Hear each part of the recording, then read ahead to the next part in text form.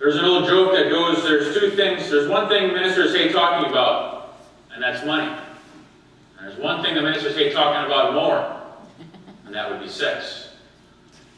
How many sermons have you heard up here about the subject matter of adultery?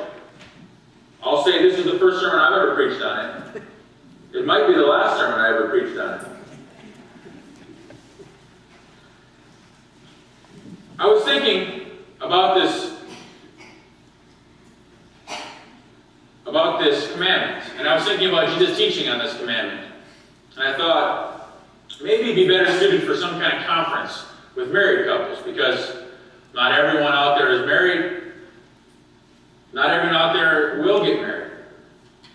But then as I was reading a couple of commentaries, a line came across about our relationship with Jesus and how the marriage is a symbol of our relationship that we're supposed to have with Jesus and that Jesus has with Christians. So I kind of put a little bit of a different spin on the seventh commandment, thou shalt not commit adultery. If we're not married, it doesn't mean we can tune out for the next 20, 25 minutes for the sermon. It means we can think about our relationship with Jesus and how faithful we're being in that relationship. The commandment is, thou shalt not commit adultery. There was a joke in Reader's Digest. A little boy was studying the commandments at school, and he came home, and it was the seventh commandment. He was all eager to tell his parents what it meant not to commit adultery, or what the seventh commandment was. And his dad asked him, what's the seventh commandment? And he goes, the little boy says, thou shalt not commit agriculture.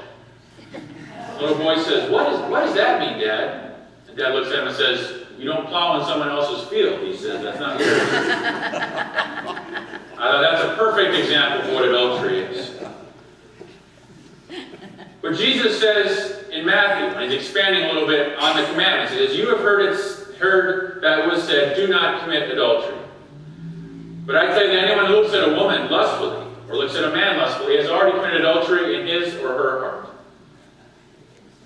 And I read that and I thought, there goes Jesus. He's at it again.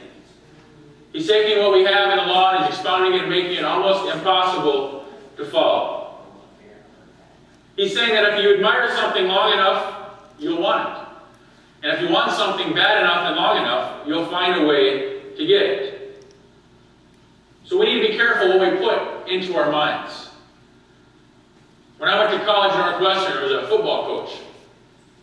And they always went, before football each year, they went on a week-long camp team building exercise. And they did a few team building things. And the highlight of the year, or the thing of the team building was always a skit or a show that they would put on at the end of the year. But to come out of that camp, they'd always have t-shirts made each year with little sayings on the back to kind of symbolize what their thought was for the year, or kind of what they were learning for the year. Like one year it was agape, which is the unconditional form of love that God has put on the back of the t-shirts. Well, one year it was capital G, capital I, capital G, capital O.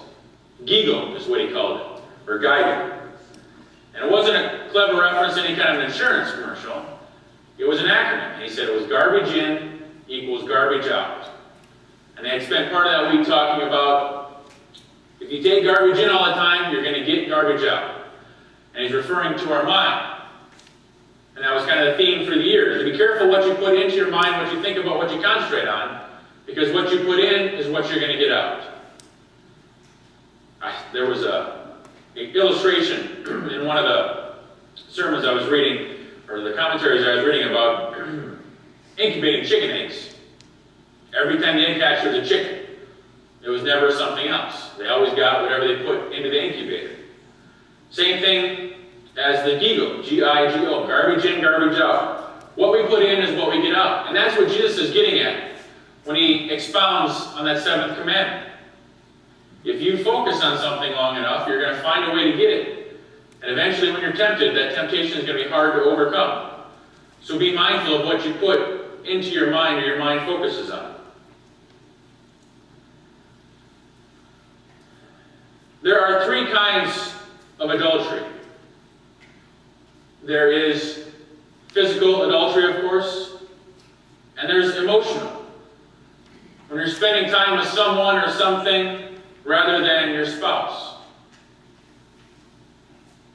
Someone or something else consumes your mind instead of being able to focus and put your energy in that should in your relationship. And of course, there's the third one, there's spiritual adultery. I love this question that I read. Are you still in love with Jesus, or have you allowed someone or something else to become the focus of your passion? Would you be satisfied with a spouse that is 50% faithful, 75% or 90%? How about even 99% faithful? Yet we expect God to be happy and bless us when we're less than 100% faithful to Him. I think that's how this commandment can get around, or kind of be a little bit bigger than even just being faithful in our marriage. How faithful are we to God and to Jesus? My family and I just went to a recommitment ceremony in northern Iowa last night. And every time you're at a wedding, you can't help but think a little bit of your own wedding. If something silly went on or something else, but you're always reminded of the promises you made that day to your spouse. Or you go to a wedding and you're reminded of the promises or other relationships that you have in your life. But either way, weddings are a reminder of love. They should remind us of the love that God has for us. They should be a reminder that love is a commitment. Love is not a feeling. Animals go by their instincts and their feelings. As we were driving home, just south of Venison, we almost hit a deer, standing on the side of the road. Luckily, Tracy saw the Friday and we slowed down, and it never crossed the road. But you drive anywhere in Iowa, and you can't miss a deer on the side of the road. So I looked up some statistics about deer, and when's the worst time when deer run? October, November, and December, right? It's because they're migrating, and also because the bucks are in rut. They have one single thing on their mind, one feeling, one instinct, and that's to make little deer, right? Well, Iowa is second in the nation in deer hitting cars, according to State Farm, from 2009. You have a 1 in 66 chance of hitting a deer if you live in Iowa. Second worst in the nation, according to State Farm. I saw this thing, and I'll never see another deer on the side of the road, but it says, you know why the most deer are killed in October, November, December? It's because the bucks are in rut, and they have one single thing on their mind, one feeling that they're chasing. They'll chase whatever is out there. And nobody's married in the deer kingdom, and that's the way nature works. But we are married. We are committed, if we choose to be. And they say, if your life becomes that obsession with finding that one thing, or chasing that one feeling, then you're in danger of becoming roadkill alongside the road to happiness. So every time you drive past a dead deer laying on the road, think about the price he paid for chasing that one feeling that he was after. Love is not a feeling, it's a commitment. You know why love isn't a feeling? If love was a feeling, then why would Jesus choose to love each one of us? His love is not based on how he feels about us or about our behavior. His love is based on the depth of his character. Thankfully, not about our character or our behavior. In Psalm 32, it says, the Lord's unfailing love surrounds the man or the woman who trusts in him. It's not a feeling, it's a commitment. He's committed to us. Just like our marriage contract. Our relationship with Jesus isn't something that we just don't do as well, we don't feel like it anymore. There has to be a time when you've woken up and thought, if you're married, man, I don't know if I feel like loving that person today after what happened last night. There has to have that happen. We're all human. We all make mistakes. But luckily for us, love is not built on feelings. Love is built on the commitment we made to love that person. So we seek to be faithful in our relationships with each other, in our relationships with spouses, in our relationships with Jesus. Not because we feel like it, because feelings are up and down all the time, but because we're committed to do that. We've chosen to do that. We honor our commitments and our promises. So I thought about beyond thou shalt not commit adultery. How do we strengthen the relationships in our lives? Relationships with spouses, could be a relationship with friends, family member, even our relationship with Jesus. All of this applies the same way.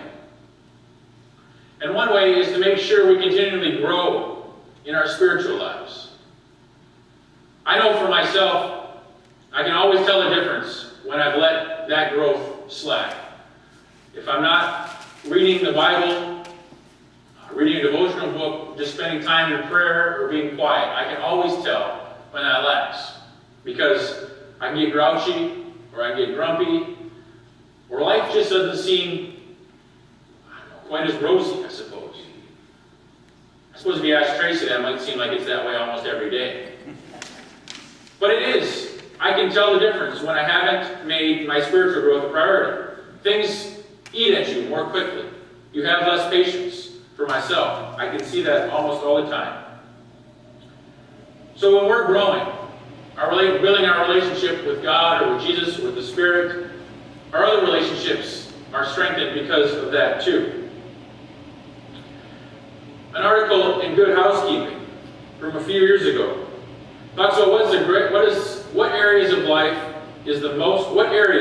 is the most important for determining a successful marriage. And according to this article in Good Housekeeping, it was religion.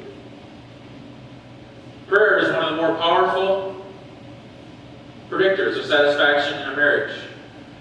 It says 32% of American spouses pray together. And 75% who do so report that they have a very happy marriage, as opposed to 57% who don't pray as often. Regular church attendance and frequent religious retreats also relate positively to marital satisfaction. 76% of those who go to retreats versus 60% who do not say they are very happy in their marriage. 70% of those who attend church regularly, as compared to 57% who don't, are very happy in their marriage. According to Good Housekeeping, prayer, church attendance, and interest in the Lord are ways to keep the home happy. I looked at that and I thought, that's true. But there may be something even bigger going on here.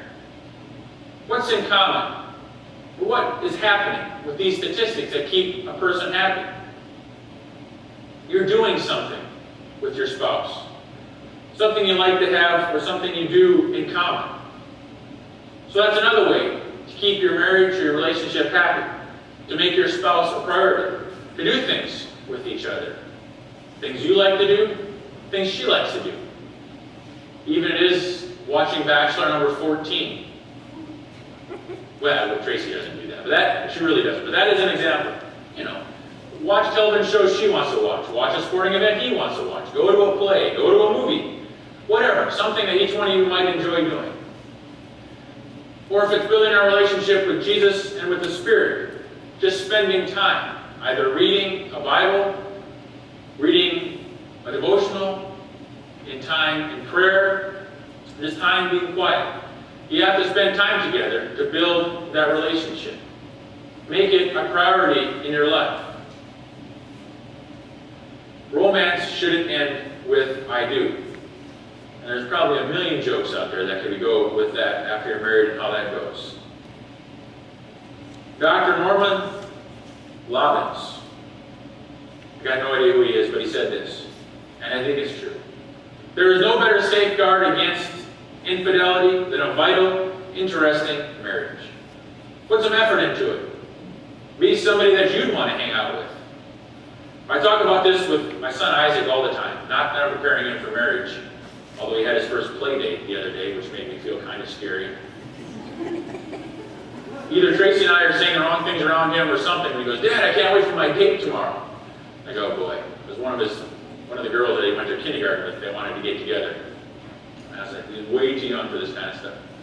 But anyway, we're always talking to him while playing with his friends about how he has to share. Do what they want to do once in a while. It can't always be about what Isaac wants to do, because no one's going to want to hang out with him. Well, I would think the same thing goes in our relationships too. We always want to do what we want to do. We always have to get our way. Eventually, we're not very fun to hang around with. So make the other a priority. Make it interesting. Continue to do things to surprise each other. Don't always have to be right. The last thing, of course, is to avoid situations that might tempt you. If you know you're going to be somewhere where you might get in trouble, stay out of it. Don't always have to follow the crowd.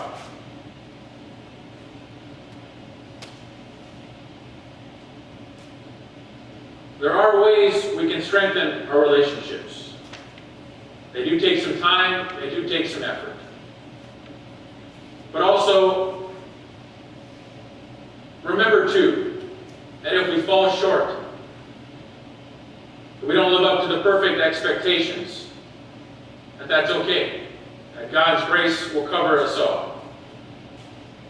Now, that's not an excuse to go out and to sin and break the commandment, of course.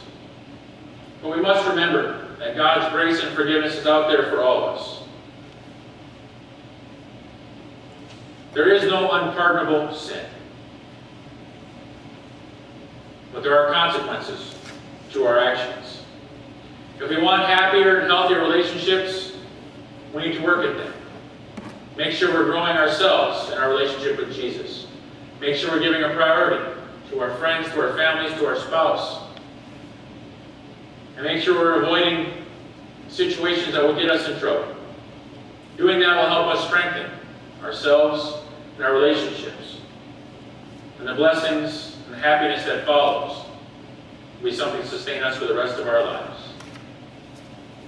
Amen.